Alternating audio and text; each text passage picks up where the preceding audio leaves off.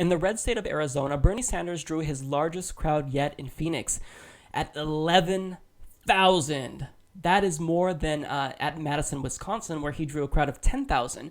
Now, here's some commentary on this from MSNBC. Over the weekend, Vermont Senator Bernie Sanders drew his biggest crowd yet, I believe the biggest crowd yet, for a presidential campaign. Sanders drew an estimated 11,000 people at a rally in downtown Phoenix on Saturday night. Aides said the campaign had originally booked a theater that could have only accommodated about half the number of people who wound up attending. In addition to the crowds, new data is revealing that Sanders is attracting more of President Obama's 2012 campaign donors than Hillary Clinton.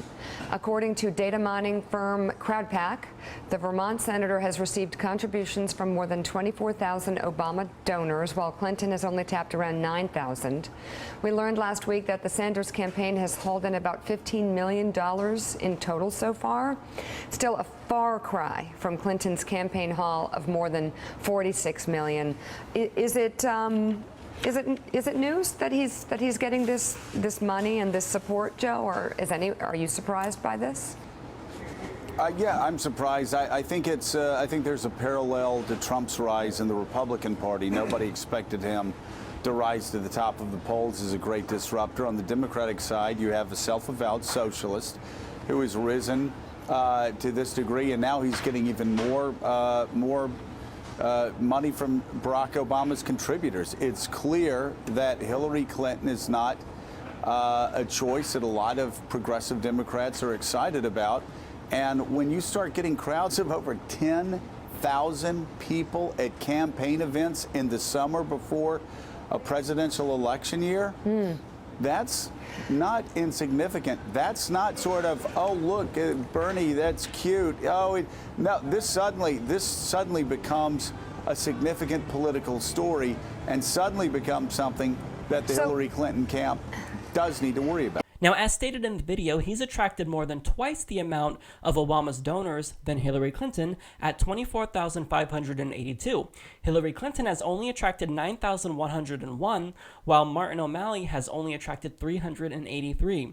Now, he's pulled in $15 million in campaign contributions so far, with the average being about $45, and most of it coming from small-time donors such as you and me, and basically none of it coming from large corporations. He has gotten some from unions, but again, the average is $45, which it says a lot about his campaign.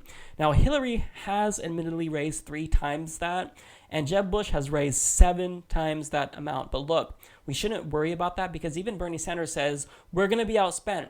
That's something that is a given because we are not going to run a corrupt campaign. We're only going to take campaign contributions from small donors, such as real American citizens and not corporations, not billionaires and the 1%ers. So that's going to be expected, but his policies are right in line with the American people. So if he does win the primary and gets to the national election, well, then I'm not going to worry too much about that aspect. Now, I do have some problems with the discussion in the video. So he was compared to Donald Trump, which is the worst comparison ever because Donald Trump has a 0% chance of winning. He could never win a national election. I mean, he might be able to, which is unlikely, but he might be able to get the Republican primary. He might be able to win that because he's been surging in the polls after he said a bunch of racist things. But I mean, that racist rhetoric is not going to resonate with the rest of the American people who, by and large, are progressive on social issues. Now, Joe Scarborough also called him a socialist. Joe, I don't know how many times I'm going to defend Bernie against this. He's a social democrat. He wants to really tax corporations. He wants to tax billionaires and reallocate that wealth to the bottom or average Americans.